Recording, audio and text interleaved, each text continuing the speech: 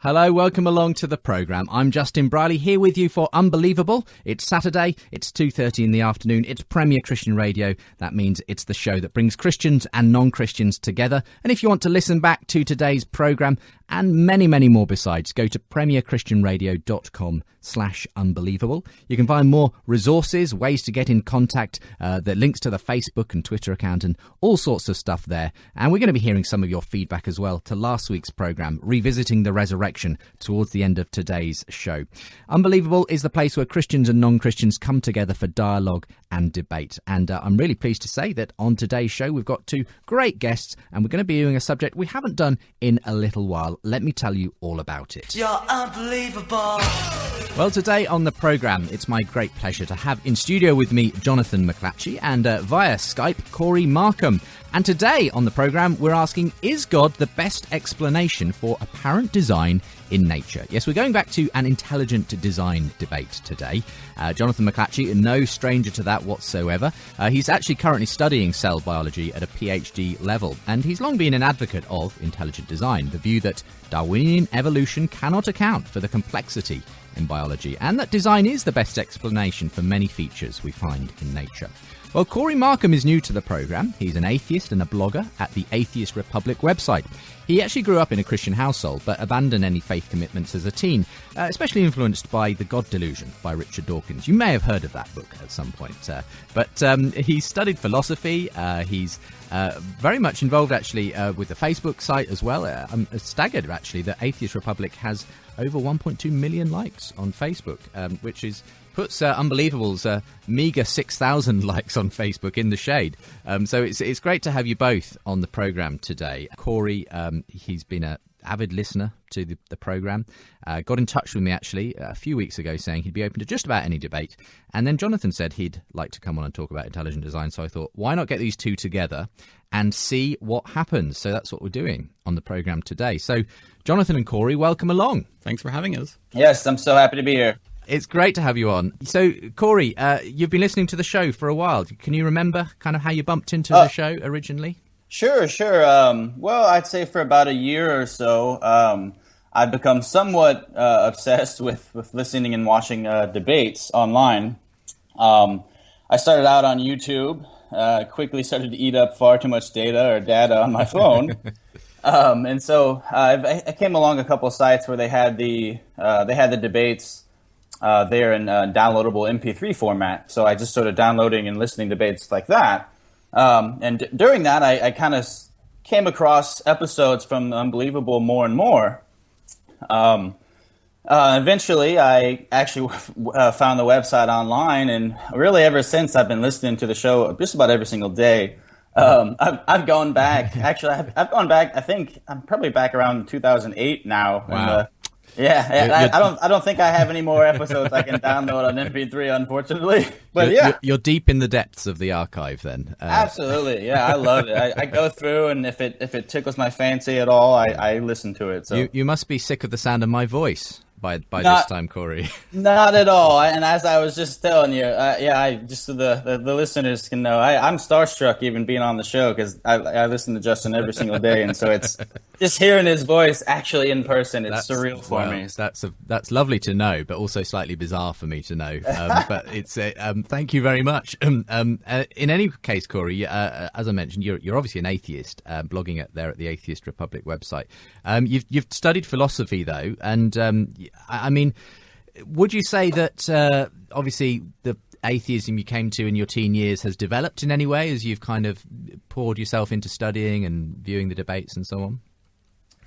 Yes. Okay, so I don't know. I would say that I had a pretty typical American upbringing, which is to say that my family subscribed to a sort of, I say non-denominational Christian worldview, where the existence of God was assumed, and, really the most basic tenets of Christianity. And I know that's a controversial sentence in itself, but some of the most basic ideas in Christianity, it was accepted in our home.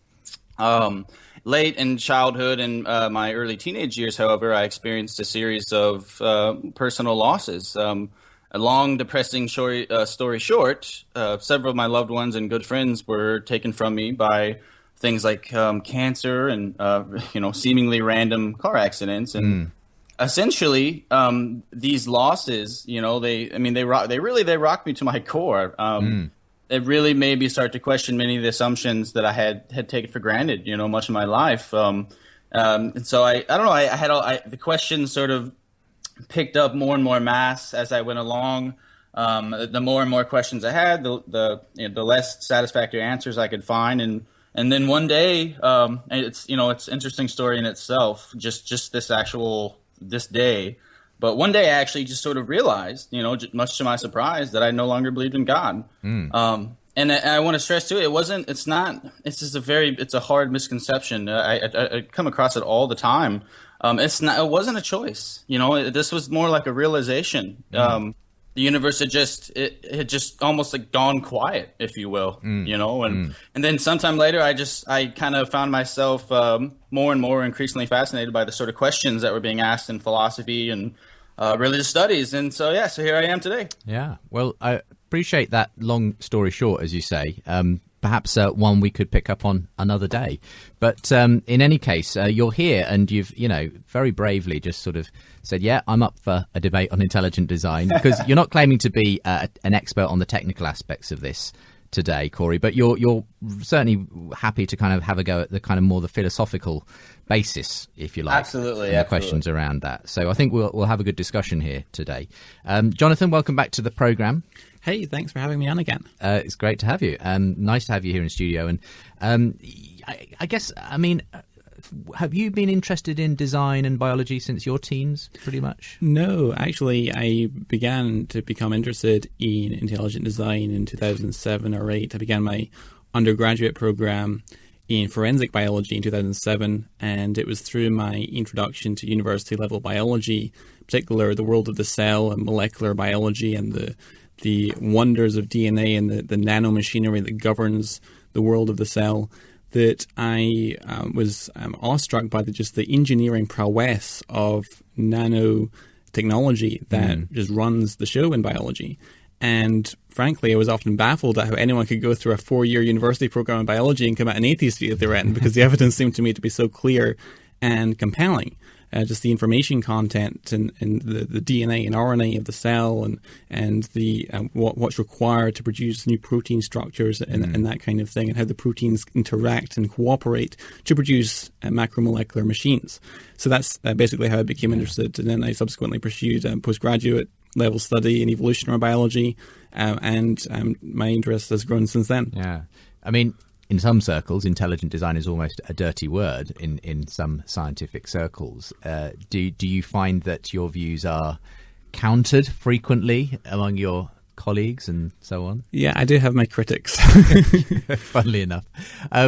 But you do, nonetheless, you're convinced that their explanation is a good design is a good explanation for the features we find in biology and so on. You've been willing to defend that in various forums. And you're here today to do that again. I guess the big question is, as a Christian, do you see this as a valid sort of segment or piece of evidence for the Christian claims, more than just claims about design, if you like? Sure. Intelligent design, I would argue, does not compel the truth of Christian theism, but I'd argue that it's part of the cumulative case for Christian theism. So intelligent design on its own doesn't get you so far as the Christian God exists, but it's certainly one element of the cumulative case, if you will, for theism and more broadly Christian theism. And obviously it's not going to necessarily directly intersect with the issue that for Cory was the one that obviously it was significant in him losing what faith he did have, suffering. But as a cumulative case, as a positive evidence, you'd use it along with presumably other arguments for Christian theism. I think it's very strong when coupled with other arguments such as the cosmological argument and the fine-tuning and the moral argument and the ontological argument and so forth. Yeah. Well, look, we look forward to hearing what you have to say and what Cory has to say, of course, in the course of the programme. If we want to hear what you have to say as well, though, if you're listening and you'd like to get in touch, why not email unbelievable@premier.org.uk. And we try to read out as many comments as we can at the end of each programme. programme, of course. You can find us online, premierchristianradio.com/unbelievable. I'll make sure there are links there to both my guests and where you can find out more about their work. You can find, of course, links there as well to the Unbelievable Facebook page and our puny 6,000 followers. Hey, why not join us from Atheist Republic if that's where you're listening? You can find that again at the website, but facebook.com/unbelievablejb and at unbelievablejb for the Twitter if you want to follow me that way. So that's our subject today, intelligent design, and is God the best explanation for the apparent design in nature?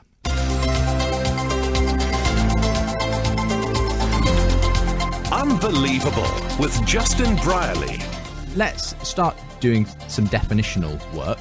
I think it's important that we define what we mean when we use terms like creationism. There's young earth and old earth creationism, intelligent design, theistic evolution, and so on. Do you want to kind of spell out exactly what you mean by intelligent design, just so we're not confusing it with any of these other categories, Jonathan?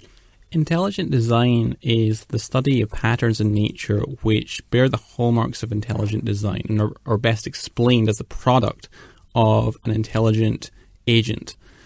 Intelligent design can be distinguished from creationism in that it doesn't flow from some religious premise. You don't need to accept the Bible to be an advocate for intelligent design.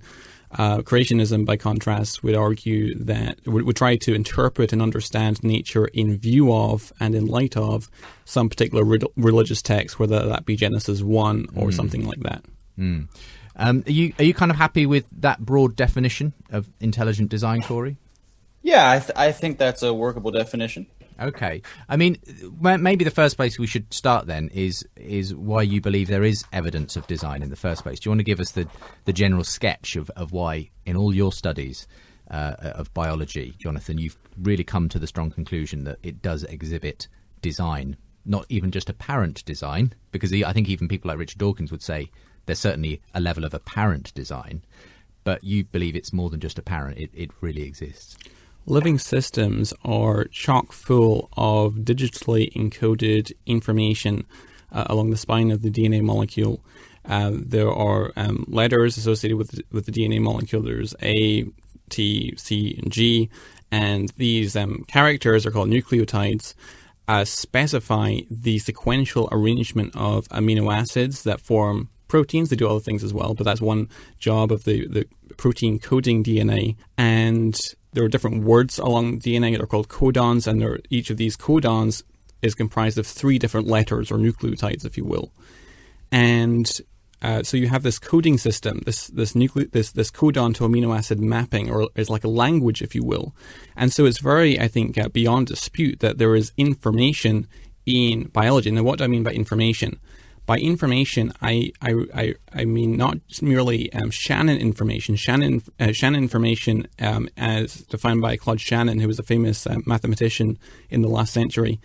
Claude Shannon basically proposed that information correlates with reduced uncertainty. So as you reduce the uncertainty, you increase the Shannon information content. Okay. Whereas information, as intelligent design proponents would understand it, is Shannon information, but it's more than Shannon information. It's also what we would call specified complexity. Now, what do I mean by complexity? By complexity, I mean improbable. And I would say that for something to qualify as complex, and the way that I'm using it here, it has to exhaust the probabilistic resources at one's disposal. And secondly, it must be specified. And by specification, I mean it conforms to some independently given patterns. So to take an example from our everyday experience, take an ATM machine. You put in your bank card and you have to dial a 4-digit number to get your PIN number, which will access your bank account, and you can withdraw money from your account. Now, there's 10,000 possible ways of dialing in a 4-digit number to a 10-digit keypad, and that's 10 to the 4th power. And so, out of all these possibilities, there's only one number which will be sufficient to extract money from your account. So that's what I mean by specified complexity. It's no more improbable than other combinations, but it's also confirmed as some independently given pattern, so it's special in that way. And you see this all over the DNA that we find in living organisms. And for you, it's that alone, in a sense, is enough to say this wasn't a result of a kind of a blind process of evolution. There's not enough going on in evolution to produce this kind of complexity and specified complexity specifically. Right. There's a habitual association between this type of information content and conscious activity. And so in every realm of experience, whether we find information in form of a blueprint or a hieroglyphic inscription or a newspaper headline or the paragraphs of the book and so forth, every single time that we have experience of, it uniformly traces its source back to an intelligent agents. So that's the gist of the design argument. It's predicated upon the historical abductive method of inferring to the best explanation from multiple competing hypotheses, and so it sits well within the bounds of scientific inquiry. So given that we make this perfectly valid inference to the best explanation of the design in all kinds of other areas, we're perfectly at liberty to do the same in this area, where we see the same kind of specified complexity that we might see in other areas of life. And so right, and indeed Charles Darwin actually based his theory on the principle of inferring to the best explanation, or the abductive method, as you will, if you will, as inspired from Charles Lyell's Principles of Geology. Charles Lyell was a very famous 19th century geologist who wrote Principles of Geology, which is a famous book in the history of science, which inspired Charles Darwin and was basically forms the basis for the abductive historical method. Right. Well, that's given us a really good grounding for those who maybe weren't familiar with what intelligent design is. So thank you for that. As I say, we're not going to get into the technical aspects of this today and start talking about RNA coding and this, that, and the other, because I wouldn't be able to keep up properly with that. But Cory certainly wants to take issue with the question of whether we can infer design from these specific features of nature and so on. So where do you want to start with this, Cory? What would you like to do in this first section of the program? I think I might start by, I don't know, I wanted to say maybe a few words about our human psychology. Okay, go ahead. And how the way I think this, in the very least, I think we need to take note of it and be cautious and tread lightly, as they say, because our human psychology, if it predisposes us to seeing patterns in nature, and obviously we know this, and this is a good thing because we need to be able to perceive patterns to go about our way. And we also seem to have this tendency to inferring purpose in our environment. And most importantly, we sometimes do this even when this isn't, even when it's not appropriate, right? So say, imagine you're one of our ancestors, right? You're walking along and a rock falls and hits you in the head. You don't know if it fell off the mountain, maybe it's just from the wind knocking it off, or if another individual of your group, say, or from an out group, maybe threw that rock at you and actually tried to hit you in the head with that rock. The point is that you would have been better off inferring the latter as opposed to the former, right? And so this is one of the, I think this is pretty. I think it's pretty almost cliche now. I mean, we've all heard the story of the Australopithecines or so on sitting there in the savannah, and they see the grass moving, and they infer that it's a lion as opposed to the wind. So I think this is a pretty well-known idea. So the idea that those who were inclined to see agency survived, essentially, because exactly. when it was a lion, they were the ones who had run away, and so it's kind of inbuilt somehow for us to detect design and agency, even when it may not be there.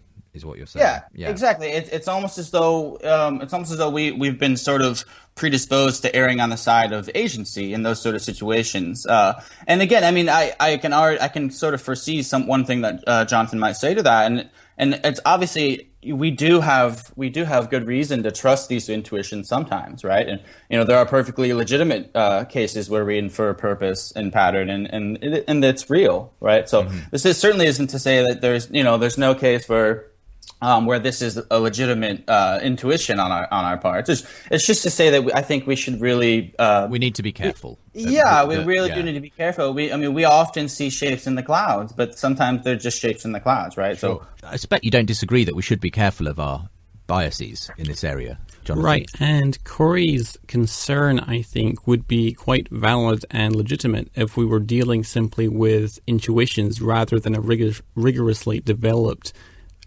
set of scientific principles for detecting and inferring design. I mean, I'd argue, for example, that forensic biology, which is what my bachelor's degree was in, is a science of design detection. Likewise, SETI, the search for extraterrestrial intelligence, is a quest for detecting intelligence by virtue of patterns that they leave behind. And there's many times in the scientific endeavor when we are investigating intelligent agency. So if I was simply saying, well, it's my intuition that this was the product of design, then Cory's concern might be quite a valid one. But I'm not saying it's merely my intuition. I'm saying here's a set of principles for inferring design, and in every realm of experience of the cause and effect structure of the world, this type of cause, or this type of effect comes from one type of cause, namely intelligent causality.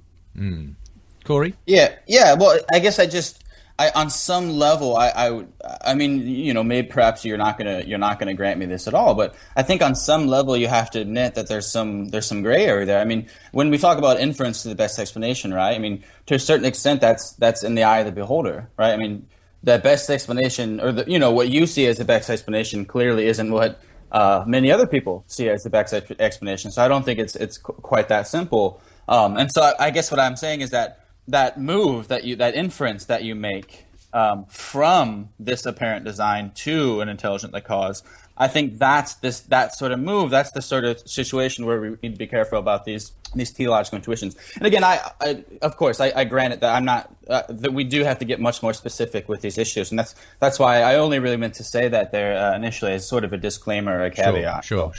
Well, let's move on. Maybe obviously Jonathan feels he's on perfectly valid ground to see this as not merely an intuition, but something that is something we do elsewhere in science and so on. But what else are your primary concerns, from a philosophical perspective on inferring design in nature, Cory? Yeah, well, I think there are certainly some issues that, again, Jonathan I'm sure is more than familiar with, and these are sort of the standard criticisms that are launched at intelligent design, especially in the context of whether or not intelligent design is a science. And that's not per se really the point of this discussion. So I can maybe shelf those for the moment, and if we have time, we can sort of discuss that in a little bit. But I think my main issue is that first of all, let me just say this: like, my initial exposure and reaction to intelligent design over the course of the last 2 years or so, when it most really came into my radar. I have to admit, it very much was the sort of kind of a standard or typical reaction that you probably would expect, Jonathan, Justin, from atheists, in that it's just creationism in a cheap tuxedo. Exactly, yeah, precisely. I mean, it just seems so obviously just creationism, relabeled in such a way as to make it seem scientific, and especially when you add into that the undeniable fact that there's what we're talking about today, right, is the issue, the science or the philosophical issue. But there's a second issue, which is basically the political aspect of this. And it's very unfortunate that political aspect has so much, especially in my country, right, because it tends to sort of poison the waters, if you will. And everyone in my country, it's hard to really address and consider intelligent design, without that baggage. Exactly.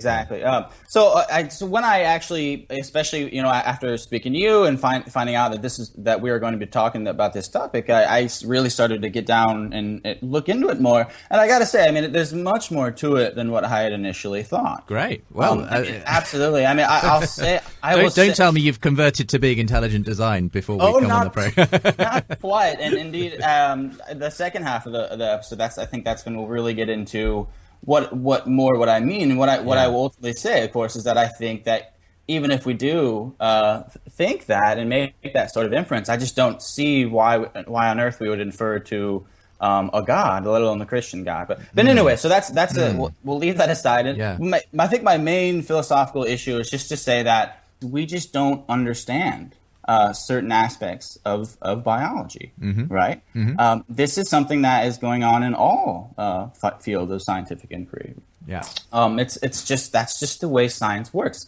So I mean, I don't want to be too blunt, but I think ultimately what intelligent design, and I just want to talk about that in general, and then of course we can talk more specifically about more about, say, specified complexity, which Jonathan already brought up, and we can talk about irreducible complexity. But just in general, I think the intelligent design argument is either an argument from ignorance, which is to say, we don't know what's going on there, therefore I can explain it by this. Yeah, sort of a god of the gaps kind of.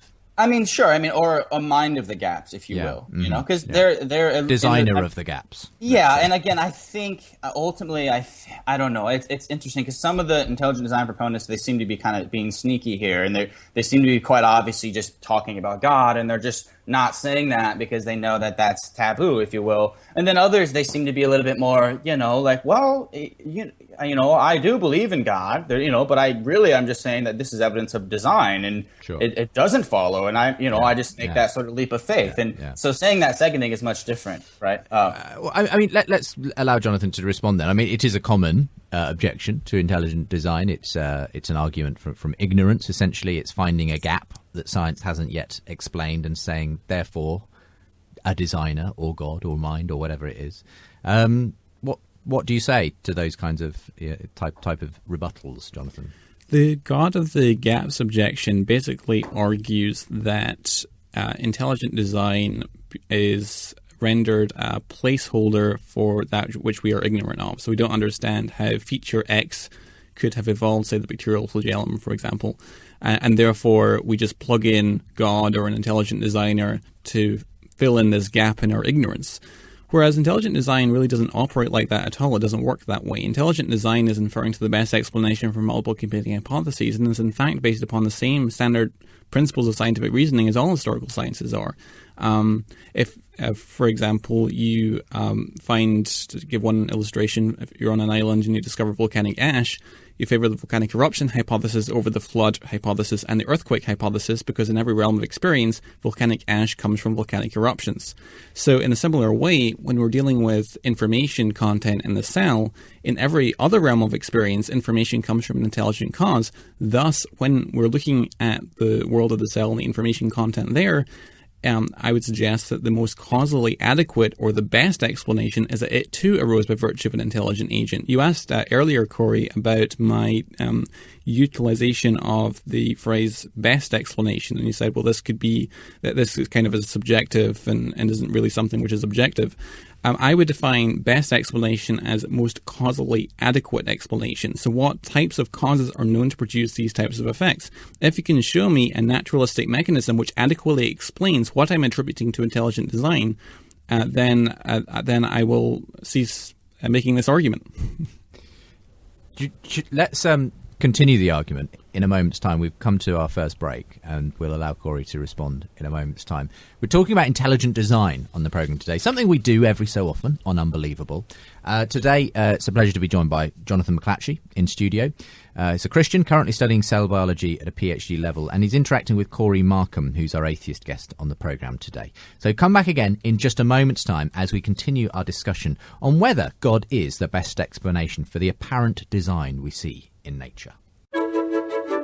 Premier Christianity, for cutting-edge commentary and encouraging stories, tackling the big issues to help you live out your faith. We talk affairs of the heart in the latest edition, following the hacking of Ashley Madison, the website dedicated to infidelity. Also, A Life Less Ordinary. Rachel and Andrew Wilson shared their experience parenting children with special needs and how to cope spiritually with the life you never expected. Plus, apps to get you reading scripture again, Bible scholar Tom Wright, comedian Paul Carenza, and much more.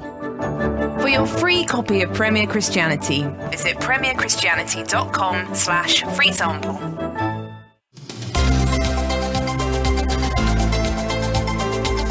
You're listening to Unbelievable on Premier Christian Radio. Welcome back to today's programme. Unbelievable is the programme that brings Christians and non-Christians together for dialogue and debate on all kinds of issues and subjects: philosophy, history, the Bible, ethics. Today, science and God, something we do quite a lot on Unbelievable. Returning to that old issue of intelligent design. And my guests today, Jonathan McLatchie and Cory Markum, on both sides of this debate. Jonathan, a fairly well-known advocate these days of intelligent design. If you're not sure what that is, it's the view that Darwinian evolution cannot account for the complexity we see in biology, and that design is a valid explanation and the best explanation of the many features of the design we seem to see in nature. So Cory Markum, our atheist and blogger from the Atheist Republic website, has thrown his hat into the ring, as it were, and is going to give Jonathan as good a going as he can in terms of whether this all makes sense from a philosophical standpoint. If you've got an idea or something you'd like to say in regard to this topic, then why not email in unbelievable@premier.org.uk. I'd love to get your thoughts as well via the Twitter and Facebook accounts, facebook.com/unbelievablejb and @unbelievablejb for the Twitter account. All of those links available from today's show webpage as well, of course, where you can find today's programme and even leave a comment there too. So that's premierchristianradio.com/unbelievable. Okay, Cory, we left off there with Jonathan just explaining that as far as he's concerned, it's not a subjective thing, this idea of it being the best explanation, that we do this elsewhere. It's a perfectly valid way of thinking about features we see all over the place. Why is it suddenly not allowed in this case, I suppose, is the question that comes out of that. Is there any reason why you think design shouldn't be on the table when it comes to features we see in biology and so on? Again, I think I might surprise. I told Jonathan I was going to surprise him, so I'm really going to try to live up to that. But no, I mean, I certainly don't want to say that design is off the table. I mean, that would be in my one point that I seem that seems to be a very good point that's made by intelligent design proponents is there is this sort of I don't know, it's almost like this dogmatic approach to this issue where people don't even want to talk about it. Whether or not it should be taught in classrooms as science, right, with authority figures like teachers telling this to children is an entirely different question than whether or not we should, actually be considering this and talking about it amongst ourselves and stuff. So, So one thing I did have a question for Jonathan, but I wanted to make a point real quick because another point that I find really intriguing that intelligent design proponents make is this idea that there are other fields of science where we regularly infer a designer, right, or an agent of some sort. Yeah. And so, like Jonathan, like you said, he has a degree in forensics, and I think one of the problems with making this analogy between these things is that, first of all, we in those disciplines we're presupposing an agent in the first place, right? So we're looking for that specifically, okay? And so I don't know. I guess it seems it's much more appropriate in my eyes when we do that, and when we make those inferences to the best explanation. That inference being, or rather, that best explanation being an agent. But in biology, right? I mean, I don't really see that being appropriate. I don't see how how I don't think Jonathan would say that either. That we should go about it presupposing an agent of some sort. And so again, it comes back to this, it maybe subjective is the wrong word to use, okay? But the point is that what Jonathan is looking at, okay, is I would argue, is the same thing that all the other scientists in the world are looking at, right? And the vast majority of scientists, especially biologists, disagree with Jonathan on a fundamental level about this issue, and that's just something we have to accept that. It's certainly not an appeal to authority. I mean, I'm not saying that they're right because they say that, but it's important that we get that elephant, recognize the elephant that's sitting in the room, right? Yeah. Okay, but Jonathan, let me ask you a question real quick. Can I just quickly respond to something there? Absolutely. Yes. So the other disciplines that you mentioned, in particular forensics, where you argued that they are presupposing agency, that's not always the case. I mean, forensics can discriminate between arson and natural fires, or whether someone was murdered or whether they died of natural causes. So I'm not sure that's always the case that they're presupposing design necessarily. Yeah. Okay. Well, fair point. So let me just ask you this: Would you grant that at the very least there are some biological systems in nature that are not clearly designed, right? I mean, we haven't talked about it irreducibly complex yet, but would you at least grant that? Like we can't just look at like everything that in nature, cellular process, everything. We can't just look at it and say, oh yeah, that's quite obviously designed, or is that? Yeah, so that's a fair question, I think. Do you think everything has the hallmarks of design, or are there some which have arisen by a naturalistic process, I suppose? That's a great question. Thanks for bringing it up, Cory. I would say that that the design inference and the apparatus of design detection hopefully avoids false positives, but it is fraught with false negatives, where you might infer that something is not the product of design, even when it is the product of design, because intelligent agents are able to hide their tracks, as it were, and you can have things which look as if they're random, but were in fact arranged by an intelligent agent.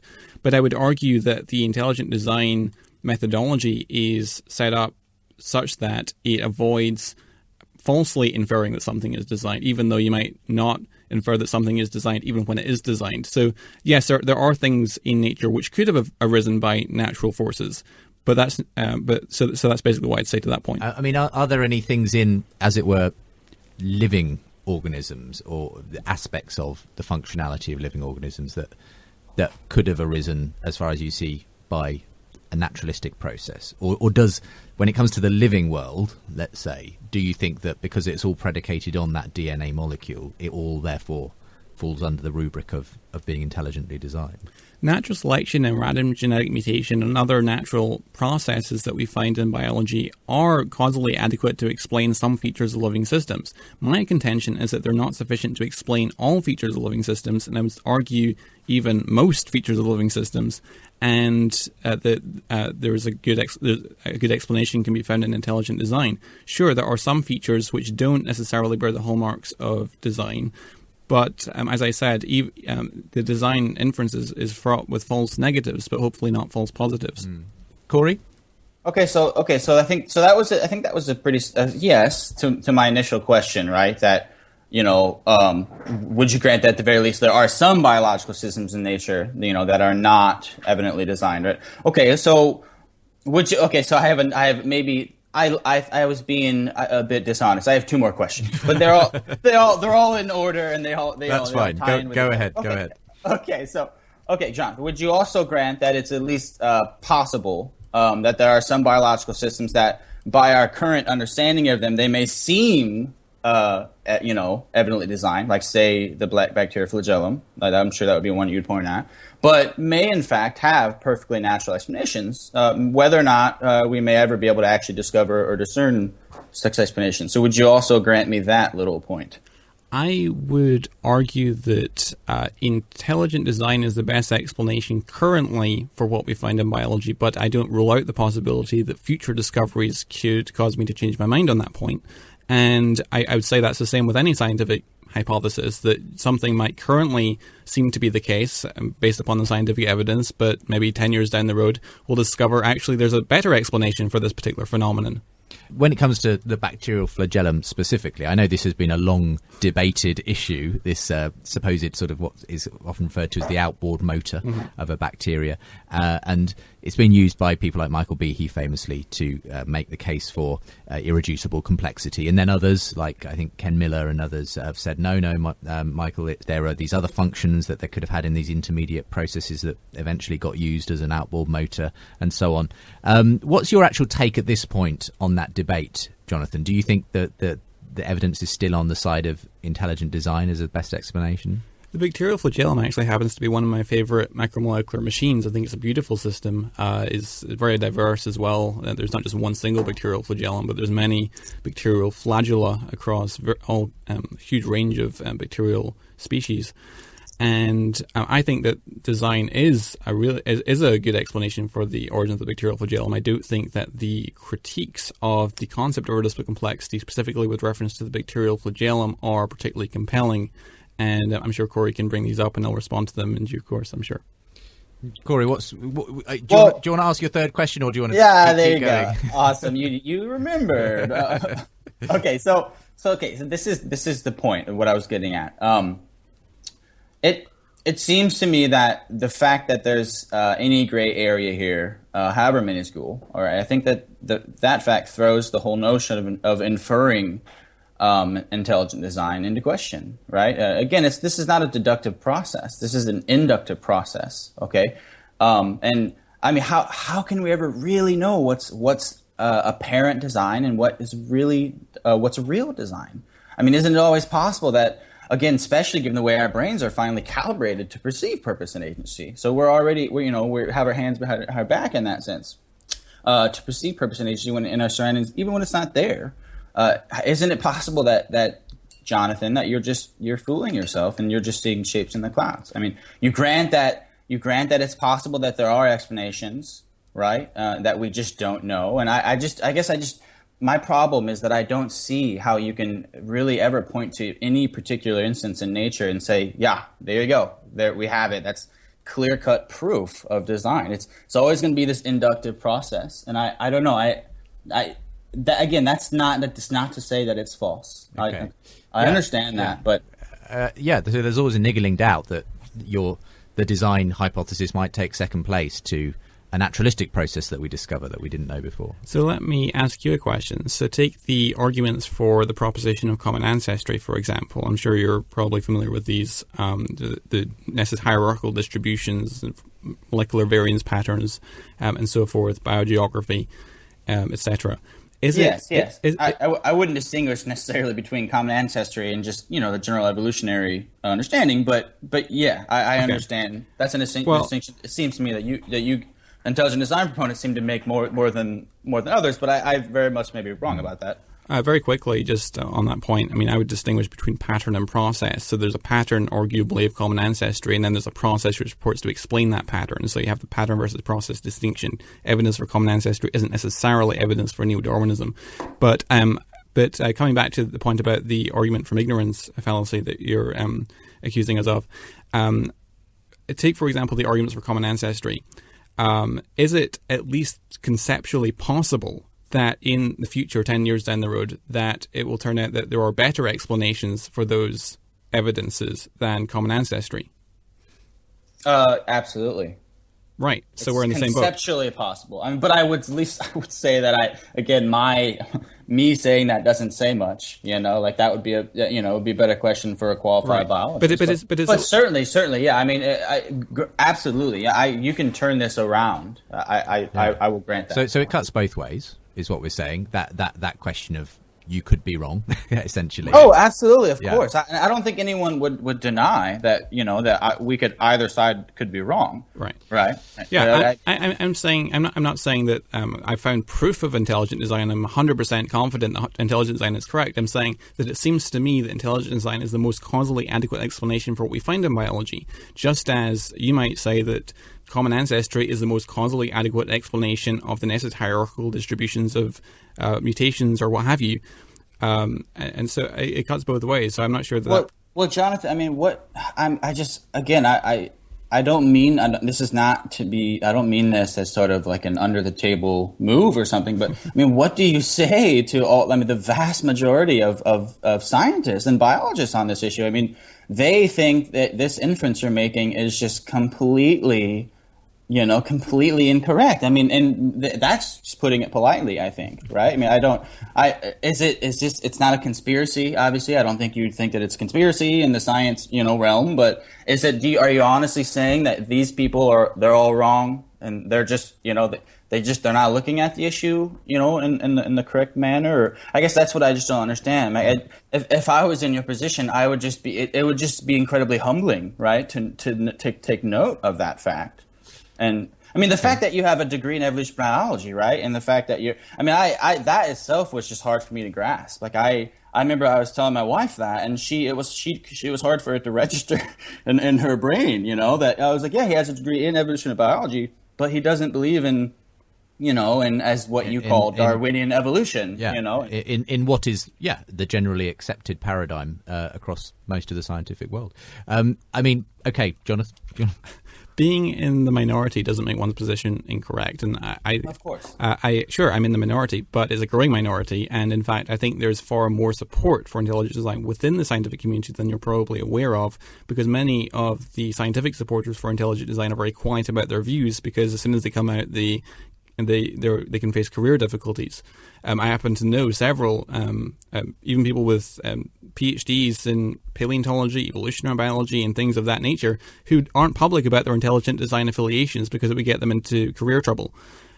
So I defend intelligent design on the merits and the basis of the arguments, without necessarily worrying about how many supporters do we have. All scientific revolutions start off with a minority that then grows and becomes the dominant position in the scientific community eventually, which I think intelligent design will come to be. At one point, Okay, so there weren't many evolutionists around, I suppose, is the point. But now that's what I was just going to ask them. So you honestly believe that there's a revolution happening, and that, how long down the road do you envision this revolution happening? Which I would argue that, again, the vast majority of scientists would just sort of scoff at. I mean, when do you envision this happening? There is criticism of the neo-Darwinian paradigm in the mainstream scientific literature.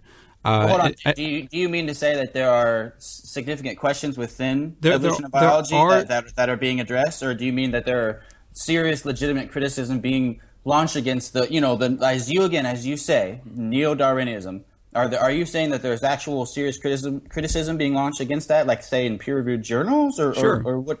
Okay. There are problems associated with the neo-Darwinian conception of evolution that scientists in the mainstream scientific literature will concede we just don't have a solution to. And these aren't just minor little window dressing type of issues. These are massive issues in evolutionary biology. Okay, and so when they continue their work and try to understand it rather than inferring an intelligent cause, is that where you think they're getting off the tracks and they're not, is that what? Frankly, I think the vast majority of biologists do not understand intelligent design, because every time I see intelligent design critiqued, almost all the time it's misrepresented or misunderstood.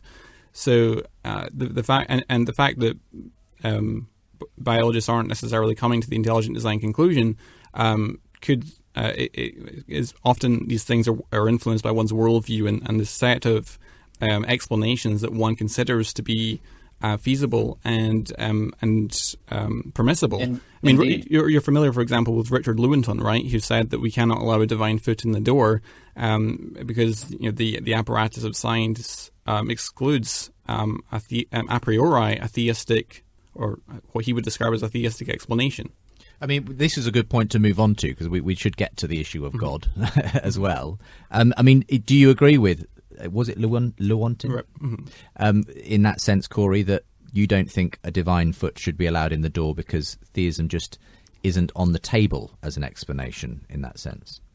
Well, it's an interesting question, right? I mean, so Dawkins, some people would argue that certain aspects of what you might call the God hypothesis, or maybe certain conceptions of God, could be tested in a scientific fashion, right? And in fact, some would argue that we are doing this, say, like with when they were studying the success of prayer, say something like that. Excuse me. I mean, so there are conceivable ways to test for the existence of a God. But I think the point is that there's no conceivable way to absolutely rule out scientifically that there's no God. There's no way to absolutely falsify it, right? Sure.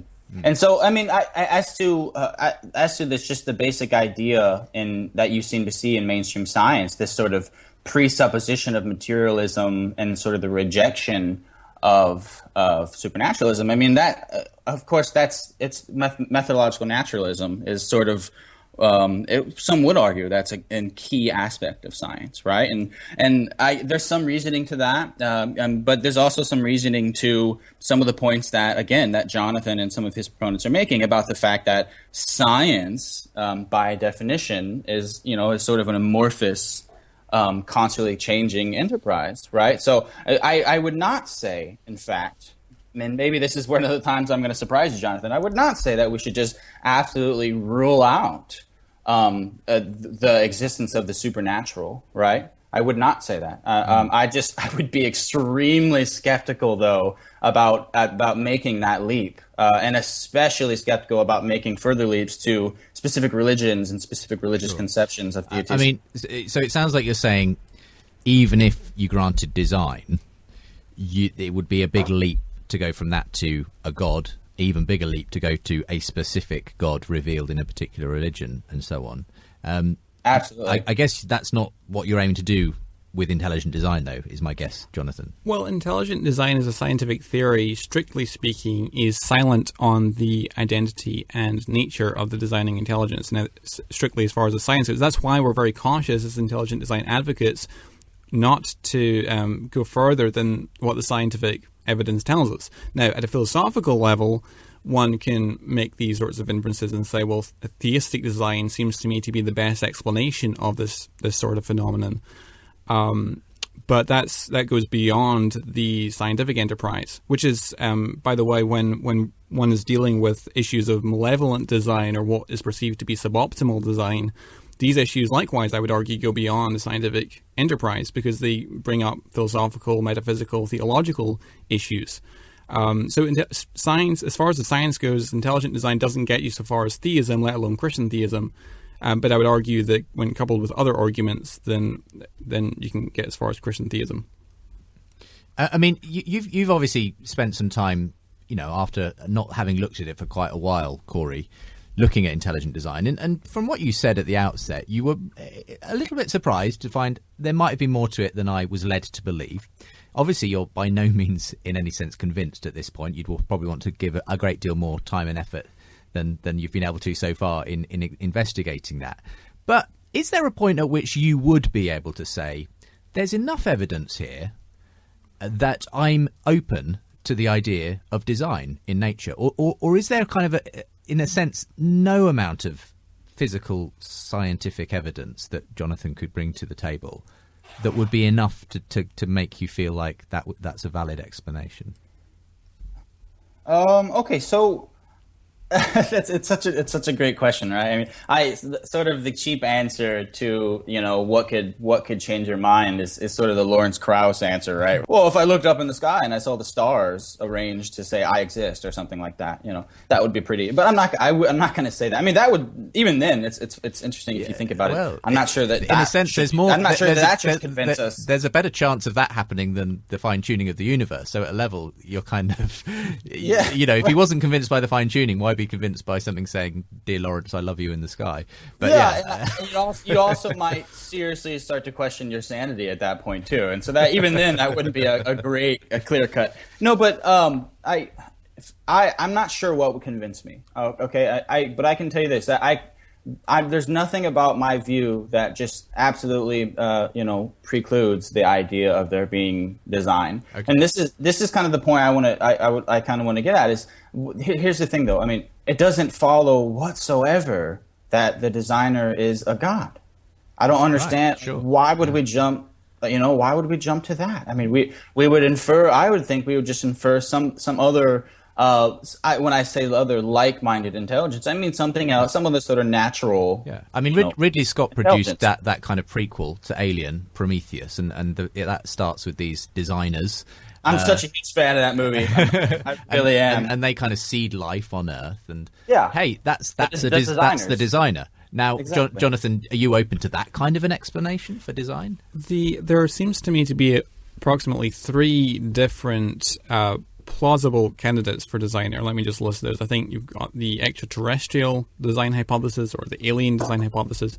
Then there's the intrinsic teleology hypothesis. Maybe there's some sort of intrinsic teleology built into the world. And thirdly, there's the theistic design hypothesis. Maybe God is the designer. So these are the 3 explanations. If Cory has additional ones, I'd be interested in hearing them, but those are the only 3 that I've ever been able to think of. Now, the extraterrestrial design hypothesis and the intrinsic teleology hypothesis seem to me to be less preferable than a theistic design hypothesis for a number of reasons. For one thing, we have no independent reason to think that these other explanations are at least plausible, whereas I'd argue that we do have independent reason to think that the theistic design hypothesis is at least plausible. Now, even if you are not convinced, as I'm sure Cory is not, by the cosmological argument and the cosmic fine-tuning argument, the fact that there was a serious academic debate about those topics at least suggests that the theistic design hypothesis is at least plausible. Whereas we have no independent reason to take these other hypotheses seriously. Secondly, apart from Ridley Scott producing a movie, but I know what you mean. And secondly, the extraterrestrial design hypothesis and the intrinsic teleology hypothesis would presumably require some independent explanation for their existence, whereas the theistic design hypothesis does not require any external independent explanation because God, by definition, is a necessary being. And thirdly, I would argue that we have evidence of design, not just at the origin of life, which might be compatible with some sort of extraterrestrial seeding of life by an intelligent agency from elsewhere in our universe, but we also have intelligent causality way downstream of that, at the Cambrian explosion, for example, and the appearance of these macromolecular machinery, which seems to me to really strain credulity to explain this as a product of aliens. I don't see why would that be the case. So I mean, these would be think about that. These are beings that the technological advancements that they've gone through and the technology they have would be far beyond anything that we could conceive of, right? So I don't see how you could just sit there and assume that, oh well, these are the aliens wouldn't have the ability to go in, into nature, sort of in the sense that you imagine, right? Except you seem to think that this is sort of a quasi supernatural / natural process, which is a question in itself. I don't understand how that works, but I don't see why you're ruling out aliens apart from the fact that you obviously believe that it's God, right? And so and also the theistic hypothesis, that as you called it. So I presume this what that means, that covers all conceptions of God, right? So that's just the idea that a God or gods of some sort created a universe. Is that correct? Right. Yep. Okay. Okay. So in other words, that third option, it's this could be Brahma, right, the Hindu god of creation. This could be Allah. This could be Yahweh / Jesus / the Holy Spirit. Or it could be gods that we've never heard of. Right. Okay. Well, of course, I think that there is good reason to think that the Christian God Yahweh exists, but I don't claim to derive that from my intelligent design work. I think you can make a different case for that, but I wouldn't claim to derive that from this argument.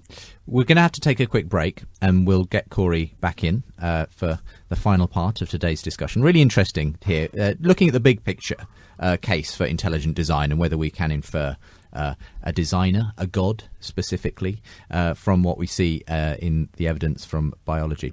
So my guests today are Cory Markum. He's one of the bloggers at Atheist Republic. Jonathan McLatchie is a Christian currently studying cell biology at PhD level, making the case for intelligent design. Here on the programme that aims to get you thinking every Saturday as part of Faith Explored, Unbelievable. Come back in a few moments' time. Welcome back to the final part of today's Unbelievable. Don't forget that Unbelievable is part of Faith Explored. Every Saturday afternoon here on Premier Christian Radio, we bring you a range of shows that aim to help you connect faith to everyday life, help you to think through your faith in different ways as well. It's brought to you in association with Premier Christianity magazine. Our November edition is now available, and you can get yourself a free sample copy, if you live in the UK at least.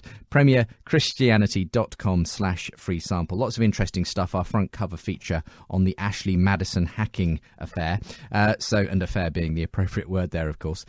So do check that out if you'd like to get yourself a free sample copy of the magazine. We're going to be hearing some of your feedback to recent editions of Unbelievable a little bit later on, once we've finished up with my guest today, Jonathan and Cory. If you want to listen to past programmes, of course, perhaps last week's where we were debating the resurrection, you can tune in via the website, premierchristianradio.com/unbelievable. Next week on the programme, we're going to be talking about the issue of suffering, and particularly whether God, if you like, orchestrates all kinds of suffering, or whether there's, if you like, a bit more of an open hand going on. We're going to be talking about the warfare model versus what's sometimes called the blueprint model of suffering, and we're going to be looking at that from two different theological perspectives next week. Quite relevant, actually, for where we kind of get to in today's show as well. So look out for more on that towards the end of today's programme. Right now, back to my guests, Jonathan and Cory.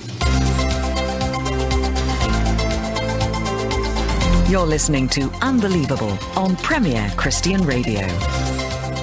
So just as we conclude our conversation today, we've been looking at intelligent design and asking whether God is the best explanation for the apparent design in nature. Really interesting discussion between Jonathan McLatchie today, who is an advocate of intelligent design. Cory Markum, our atheist, has sort of thrown his hat into the ring here. It's not something he claims to be an expert in, but he's certainly been happy to research and draw up his own objections to intelligent design since I asked him to come on the programme. And so, Cory, we've covered a lot of ground this afternoon in terms of looking at whether, we're being fooled by our natural susceptibility to look for agency in the world, whether this is an argument from ignorance, a God of the gaps type of argument. We've talked about whether you can get to a God from the intelligent design hypothesis. So we've done a lot of work already, but there's one more objection I think that you want to bring to the table before we have to start wrapping up. What is that? Well, on the assumption that there is evidence of design, right? So we're inferring that there's a designer of some sort. It's an interesting question to ask. What can we infer about this designer from its design, from the nature, from our environment, and our surroundings? And I don't know. I don't think it's very flattering for the typical idea that, especially the conception of God that Jonathan is purveying here. And Neil deGrasse Tyson, right? He's this astrophysicist. I'm sure you guys are familiar with him. He's normally very politically correct, and he's especially about religion and things like that. Well, there's this fantastic video on YouTube of him just going on a tirade of what he calls stupid design, right?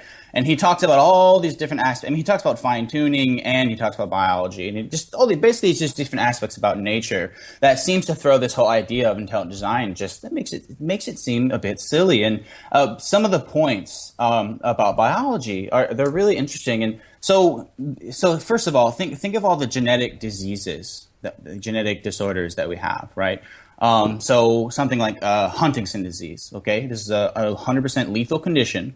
Where one's nerve cells in the brain gradually break down over time, say, or muscular dystrophy is another one where, certain genetic mutations, which, I guess we would call these errors in coding, disrupt the normal production of proteins that's needed to form and maintain muscle mass. And if anyone listening, if you're not familiar with this stuff, just please go online and look at this stuff. I mean, it's absolutely horrifying. And then some epidermis mollitus bullosa. Jonathan, you might have to help me if I'm pronouncing that correctly. But this is a hair condition where the connective tissue, the skin, basically, it doesn't have enough protein, the correct proteins in it. And so essentially the skin just falls off at the slightest touch. And this is a horrible condition. The children usually die of infection and horrible pain at a very young age. And I mean, there's other things too, right? I mean, so there are parasites that in nature, so tapeworms and mosquitoes.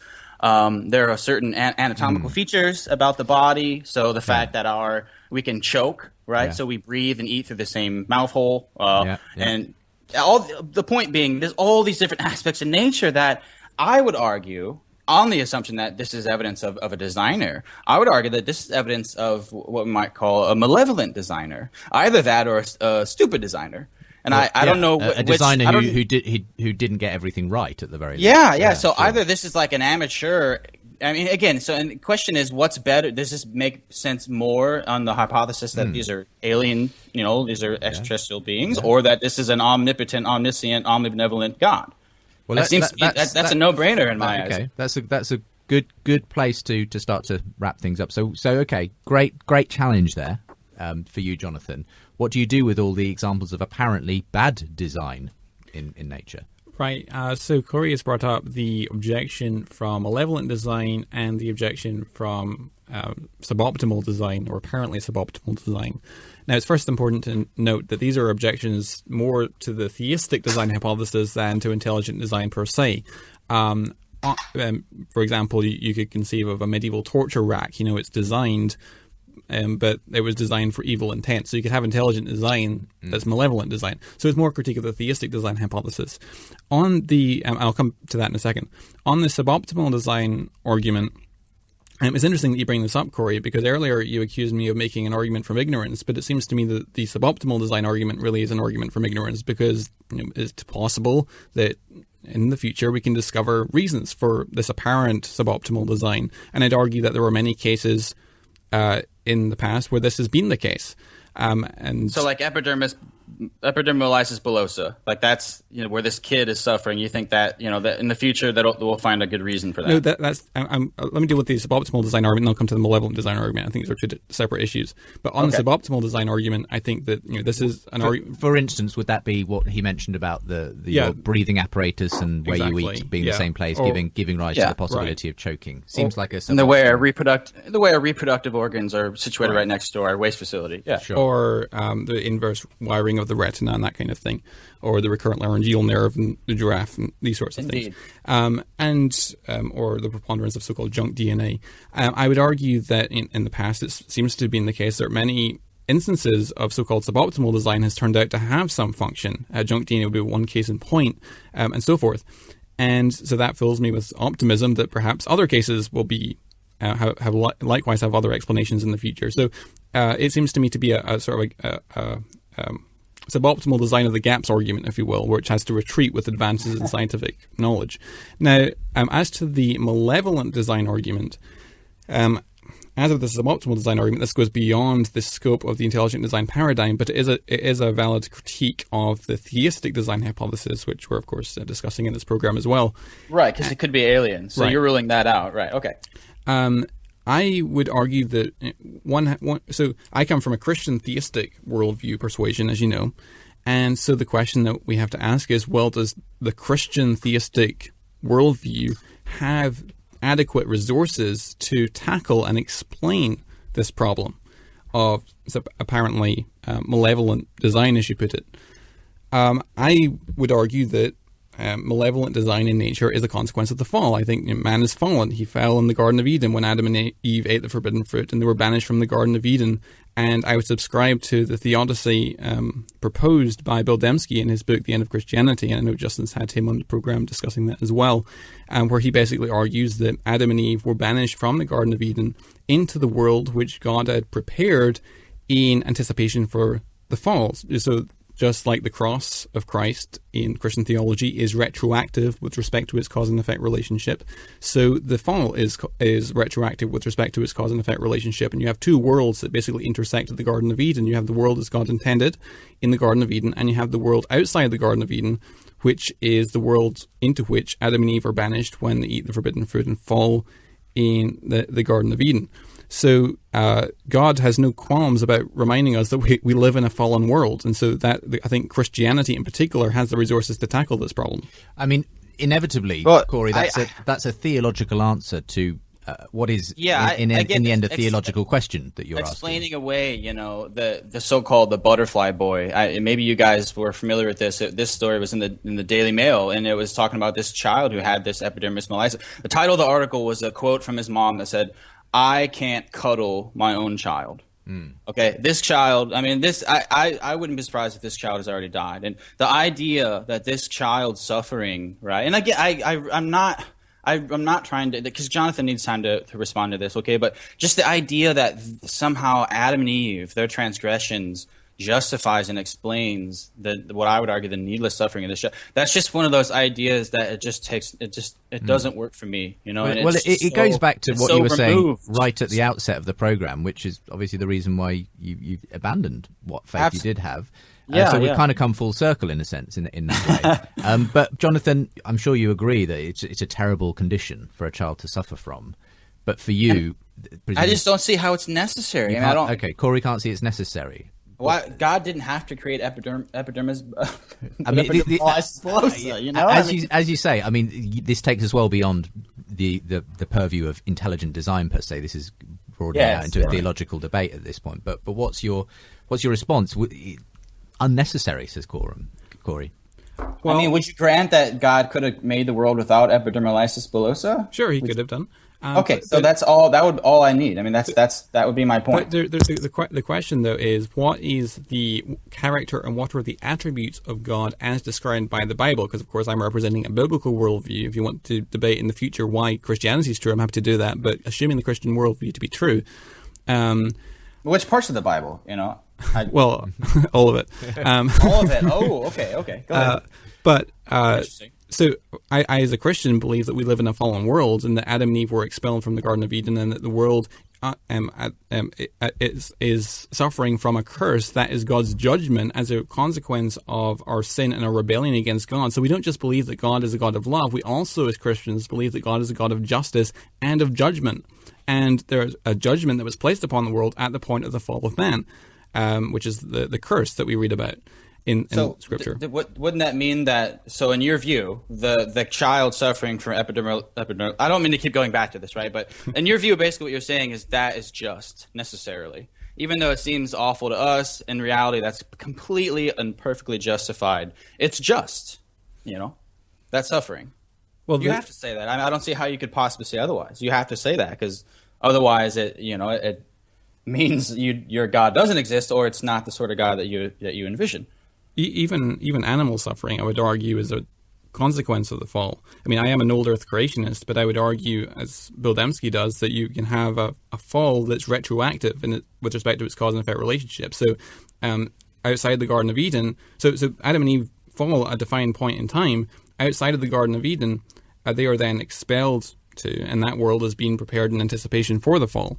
So that's my position on theodicy, and Scripture says that it's not just it's all of creation that has been subjected to this frustration, as Romans 8 puts it. That we're in the world is cursed, and that we live in a fallen world as a consequence of our sin and our rebellion against a holy and just God. We are going to have to start to wrap things up. We've opened up a whole theological tin of worms right in the last 5 minutes of the programme, which we maybe have to come back and dissect again at some point in the future, Cory, because it sounds like the real deal for you is not intelligent design, it's suffering. That's the real issue that seems to be coming across. Maybe we'll get the chance to do that another time. For the moment, Cory, been really good to have you on, and all the very best as you continue in your endeavours. I hope you've enjoyed the conversation. Oh, I really have. And again, I'm so honored to be on the show. Thank you, Jonathan, for speaking with me. Thank you. I hope to come back on the show, and I will debate whatever okay. I would love to come back and talk about evil and suffering. If we've got any volunteers to come on with Cory, there's an open invitation there, so we'll see what we can set up at some point down the line. Right. And Jonathan, thanks for being with me again. Thank you, Justin. It's great to meet you, Cory. If you want to find out more about Cory, check out atheistrepublic.com. Where can people find out more information on what you do, Jonathan? They can go to crossexamined.org, or they can go to the Christian Apologetics Alliance. I'm also a blogger, Evolution News and Views, or they can add me on Facebook and Twitter. Great. And all the links and more available from the website of the programme, of course, premierchristianradio.com/unbelievable. So we're looking forward to hearing some of your responses to recent programmes. For the moment, it's thanks to my guests today, Jonathan and Cory, and we hope you enjoyed today's show.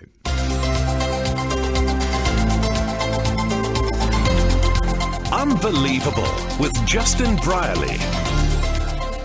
If you want to get in touch about anything you heard on today's show, you're more than welcome to drop me a line. That's unbelievable@premier.org.uk. You can also, of course, find us on Facebook and Twitter. Follow me at UnbelievableJB or on facebook.com/UnbelievableJB. Leave your thoughts that way. Thanks, Jennifer, who got in touch on Facebook to say, thank you so much, Justin, for the series Unbelievable. I listen every week. It's so important for me to have thinking Christians. I can't thank you enough. Please keep it up. The podcasts are fantastic. I've been listening every night, right back to 2008. Terrific. So good to hear learned professors of philosophy, science and mathematics who are Christians speaking with such wisdom, especially as most of my family are atheists. So it gives me much encouragement. Thanks again for your enthusiasm in producing these programs, Justin. They're invaluable. Jennifer, thank you so much for getting in touch via Facebook to let me know that you're enjoying the program. Of course, loads of atheists also get in touch with me every week. Here's Taylor, an atheist out in Texas, who says, thanks for another interesting episode on the resurrection last week. I was unimpressed with Tony Costa. How does a theologian repeatedly press his opponent on the significance of the apostolic belief in resurrection, even going so far as to suggest it was expected the resurrection would happen at the end of time, and yet fail to mention Paul's references to Jesus as the first fruits of the resurrection, particularly in 1 Corinthians 15. Apocalyptic expectations are numerous in Paul's writing, and the theme of the delay of the parousia is well known in gospel studies. It struck me as a gross oversight. Another example is Mr. Costa's claim about the surprising presence of women at the empty tomb, right after he'd gotten through saying that Mark emphasises irony in his gospel. If this irony was a literary device to draw the attention of the hearers and readers of the narrative, the historicity of the woman at the tomb becomes as questionable as other instances of ironic exaggeration in Mark. As I pointed out on the episode with Gary Habermas, we once again got no discussion of the statistical method used to single out the minimal facts too. Enjoyable as the latest show was, it felt rather unnecessary and lackluster compared to the previous one. Interesting points you're raising there, Taylor. As regards, the apocalyptic expectations of Paul and so on, and the delay of the Parousia. I don't see exactly what significance that has to the evidence for the resurrection itself. Yes, I mean, Paul was, it looks like, often in his writings, expecting an imminent return of Christ, and that Christ's resurrection was the first fruits of that. But the fact that he may have been wrong about that, 2,000 years later, does that invalidate the fact that he did see Christ as the first fruits of a resurrection, whether it be imminent or in the longer term? Maybe you need to send me a bit more detail on that so I can understand you correctly. Jeff in Canada says, first-time responder, long-time listener, compliments on the amazing job you do. It's refreshing to have a platform for open discussions. The Revisiting the Resurrection episode was interesting. I thought it could have been developed deeper in support of the evidence for its plausibility. I've recently been following the podcast of ex-cold case investigator J. Warner Wallace, who's presented a very interesting method of addressing the very issue of the evidence in support of the plausibility of the resurrection. He does so by applying investigative methods used in criminology today. He may be a good guest to get on the programme in the future. Well, if you do check back, actually, Jeff, in the podcast archives a couple of years ago now, we did in fact have J. Warner Wallace on in the past. Thank you very much for getting in touch. James says, listening to the episode on the resurrection, I thought I'd bring up a comparable event. Between live television coverage, cell phone footage and security cameras, the 9/11 attacks are probably some of the best documented spontaneous public events in recent memory. Yet, within hours of this recorded event, massive, complex, alternate stories emerged and are maintained to this day. Seems to me if modern people with instant access to multiple sources can believe and spread earnestly misinformation, why does it seem improbable that ancient people from a largely superstitious illiterate society might believe and spread stories that are not true? Says James. And Dave in Lichfield. Now, Dave is the sort of person who said they were trying to find their way into the Christian faith, having not been a believer before or come from a different faith tradition. And emails again this week to say, I must admit, since leaving another faith tradition, I'm at a bit of a loss as to where I stand theologically. However, I was more convinced by the evidence of the resurrection because of Ed's inability to adequately explain his arguments against the resurrection. Even someone as sceptical as Bart Ehrman would agree that Paul's authorship of 1 Corinthians 15 is not in any dispute. In fact, I believe 1 Corinthians was written around the mid-50s AD, making it a very early and authentic source text. I believe this chapter contains the earliest recounting of the resurrection. There are two things that are of note. Firstly, if the resurrection of Jesus is a myth, then it's a very unusual myth, since the story has not changed nor has it developed in any way since the beginning.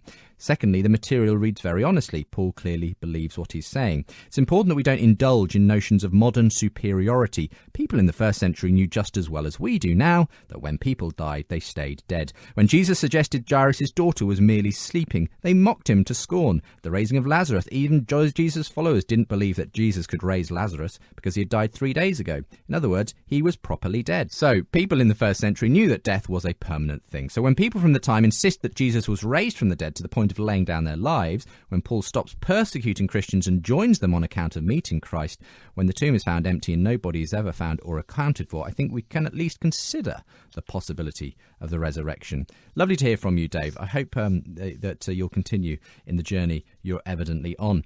Paul in Belfast, greatly enjoyed the discussion.